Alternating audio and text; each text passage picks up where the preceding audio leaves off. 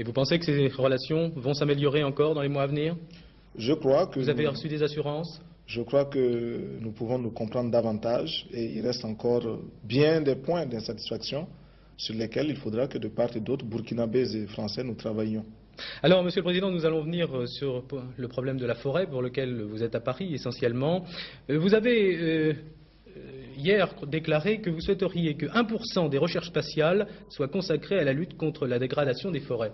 Alors, d'où vient ce chiffre 1%? Ça vous paraît suffisant? Comment vous avez évalué ça? Par-delà le chiffre lui-même, ce que nous visons, c'est imposer la prise de conscience devant un problème, un fléau aussi grave que la désertification. On va voir quelques images du Burkina Faso, de votre pays, essentiellement. Oui. Pour ce fléau, nous estimons que la responsabilité n'incombe pas seulement à ces hommes et à ces femmes qui vivent au Burkina Faso, mais également à tous ceux qui, loin de chez nous, provoquent de façon directe ou indirecte des perturbations climatiques, écologiques. Qui peut démontrer aujourd'hui que les engins que l'on envoie dans l'espace ne dérangent pas, ne perturbent pas cet équilibre-là? Vous avez dit qu'effectivement la lutte contre la désertification est anti-impérialiste.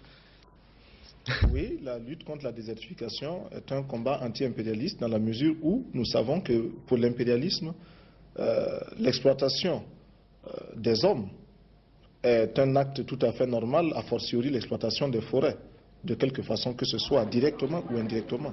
Capitaine Sankara, ça sera ma dernière question. Et d'ailleurs, avec Geneviève Guichenet, tout à l'heure, on se posait bien la question. Pourquoi le Burkina Faso? Pourquoi avoir voulu changer le nom de la Haute-Volta?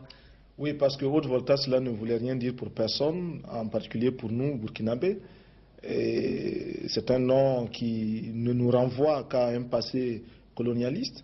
Par contre, Burkina Faso est un nom puisé dans le terroir même, qui a une signification dans notre langue. Qui veut dire patrie des hommes honnêtes. Merci, Président. Merci.